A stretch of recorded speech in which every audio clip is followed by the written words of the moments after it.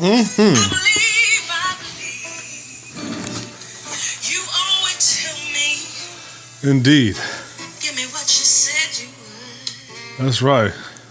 Give me what you said you would. Oh, Just having a little family pride moment. That's back in the day when my middle brother, Dave Manley, back when my middle brother was playing and performing and writing for the great Jill Scott. And what I love so much about the song, of course, that he's playing on there with her, and you can check it out. Maybe I'll put a link in the description, but you know, whew, this situation is a very emotionally complicated one, not only for myself, but I think for a lot of black folks. Because while it's all wonderful that many people have suddenly come to the conclusion that black people have been getting brutalized by their own government, right? Let's put aside the black on black crime argument for a moment, because everybody commits crimes against themselves. And two, there's a very, very important difference between crimes we commit to one another, which we have to deal with. But there's a difference between crimes we commit to one another and then crimes that are perpetrated on us by our own government and the extensions of our own government, which is why the issue of police brutality is an important one. But I want to address maybe why you're seeing that there are some of us in the black Muslim community that are looking at our other co-religionists, that are looking at other Muslims, particularly other non-black Muslims, and why they have suddenly decided to become involved in this situation of white supremacy and caring about the lives of black people, or better, actually, they care about Black Lives Matter, hashtag Black Lives Matter. Whether or not they actually care about the lives of black people still remains to be seen. And I say that because, for instance, today is June 6th, right? Let me double check. Yep, today is June 6th. And I know because I have this in my calendar.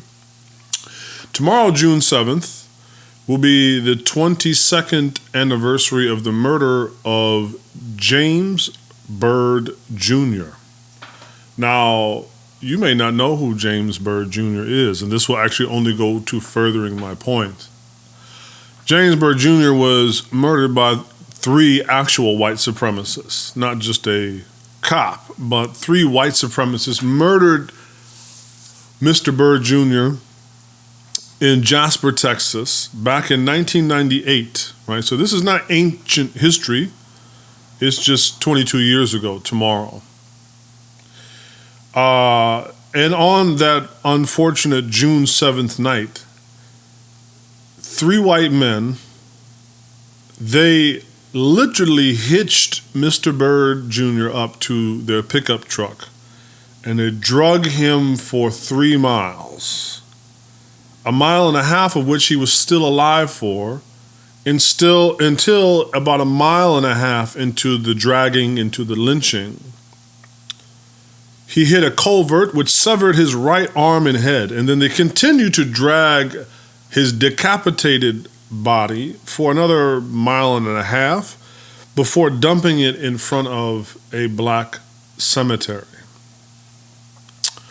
So, why am I bringing this up? I'm bringing it up because I want to know where the Muslim community, where the non-black Muslim community was 22 years ago. I would like to know where the white community was 22 years ago. Why there was no outrage. Now, we may say, well, this was perpetrated by 3 white supremacists and not police officers, and that's a That is a difference between the two of them. But I thought this was about smashing white supremacy. Okay, that's my tagline, smashing white supremacy, right? But I thought this was about being against white supremacy. And especially in our community. Now all of a sudden we become involved with hashtag Black Lives Matter because we suddenly care about the lives of black people. I'm mentioning this because it's incidents like these and too many other of them to enumerate that shows, by and large, our community has been absent in the issue of justice, period. That we have a history that we need to atone for of not being involved in matters of justice, in matters of oppression in the societies in which we not only live in, but of which we profit and prosper off of. So that's why there are some of us in the black community and in the black Muslim community that are looking at some of these other folks with a little bit of a side eye like, okay, what made y'all jump in this time? Because there are many other instances where you seem to just be content with the status quo. And that is why you will continue to see from me a complicated narrative that does want to address the issue, that does want to address the particulars of Mr. Floyd and his murder, that wants to address the issues of police brutality. As a fact, we saw barely a week after Mr. Floyd was murdered, in a protest, an elderly white man was knocked over, pushed and shoved by the police force, and suffered some mild brain trauma, right? That was like literally No Country for Old Men. So what I really want to know is, have you guys been asleep? Have you just been asleep at the wheel all this time? And it does make some of us look at you a little bit suspiciously, like, what is your motivating factor other than the dominant culture authorizing you to get involved? And the irony of this authorizing of the dominant culture of subliminally giving you permission to get involved is that now some of you come to folks like me, hey bro, Black Lives Matter, don't you know Black Lives Matter? Hashtag Black Lives Matter. Imam, why aren't you involved in Black Lives Matter? Why aren't you, wait a minute. You remind me a little bit, because I've taught before. Remember when I taught this web development course years ago at Moore College? You remind me of the kid that comes to class at the end of the semester, on the final day of the final exam, never sat in class for an hour, let alone a day, never did the homework, never did an assignment, but wants to know, what can I do now to get a passing grade? And not only what can I do to get a passing grade in this class that I never attended and that I was absent from, but you know what? I think I have a thing or two I could teach you about this class. I've had a number of non-black Muslims contact me over the last few days. Some of them I love dearly and take this as constructive criticism. Some of you have contacted me and said, Assalamu alaikum, Imam. Assalamu alaikum, brother. The recent events made me think of you. I would like your opinion on what is going on because of I don't quite understand what's happening. And while not intentional, this is extraordinarily patronizing. Because one, it seems to say to me that you only think of me when black folks is getting killed. You only think of me when black folks is getting murdered. That's an unbelievable and patronizing connection to say that all these years I haven't dropped you a line. But now that I see Negroes getting killed, boy, you know what? That makes me think of Mark Manley. Let me see how he's doing. Let me give him a call, see how his wife and child are doing, and see if he can give me some input on what's happening. Brother, can you share with us some verses of the Quran, some hadith of the Prophet sallallahu alaihi wasallam to help us understand and contextualize what is going on? Do I need to read your book to you like Teddy Ruxpin? Do I need to read the biography of your Prophet sallallahu alaihi wasallam to you? Because apparently if I don't read it to you, you won't read the book and you won't read about his life, sallallahu alaihi wasallam. For myself now in this complicated layer cake of black person and imam and many other things, this compounds the patronizing nature. And it really shows that our community has a lot to atone for, especially certain parts of our community really have a lot to atone for, and how they have been woefully absent. And in the Q&A last night,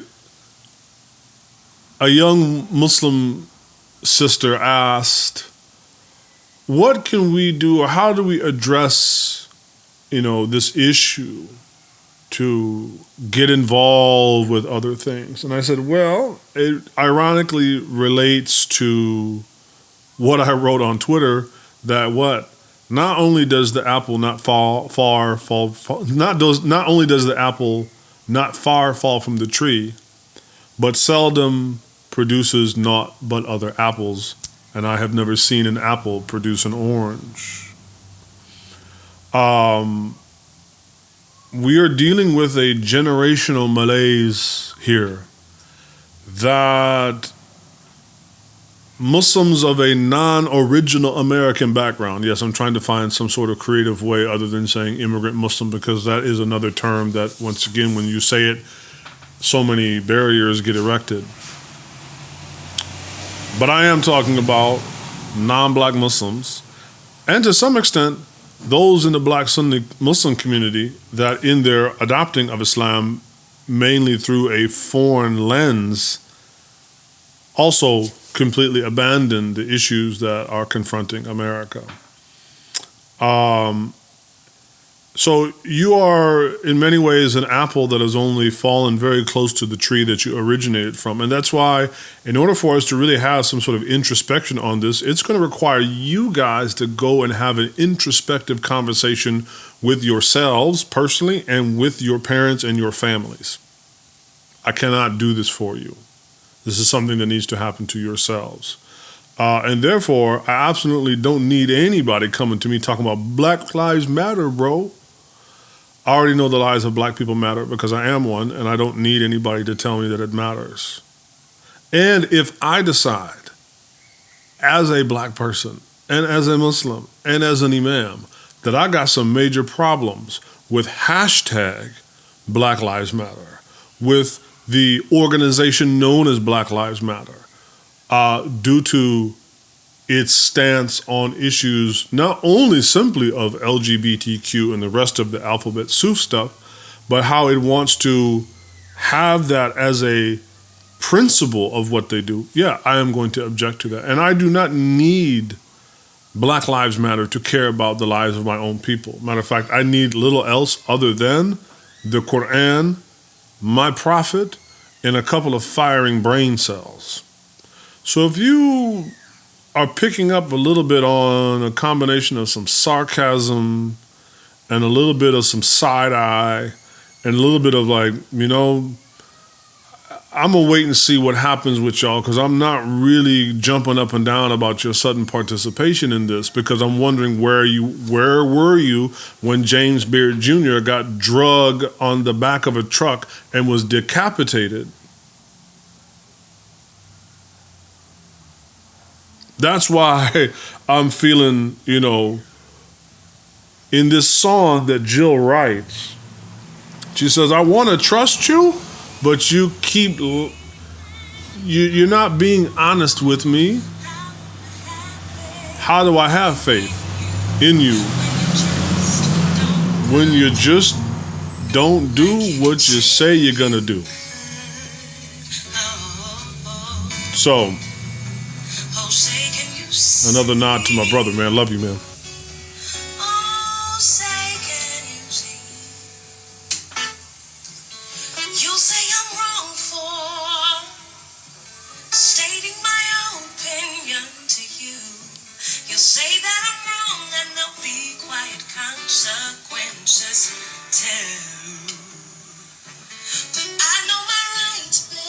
Y'all just gonna go have to figure. You need to sit down and do some thinking instead of running out to participate in something you don't even know the history of the people that you're trying to help. You don't know the maladies that we suffer from. You don't know the psychologies that we are operating in, let alone the ones you are operating in.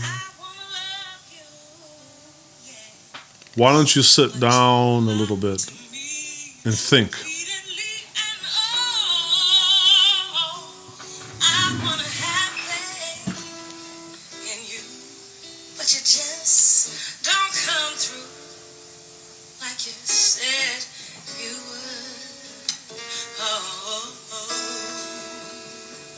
Say, can you see?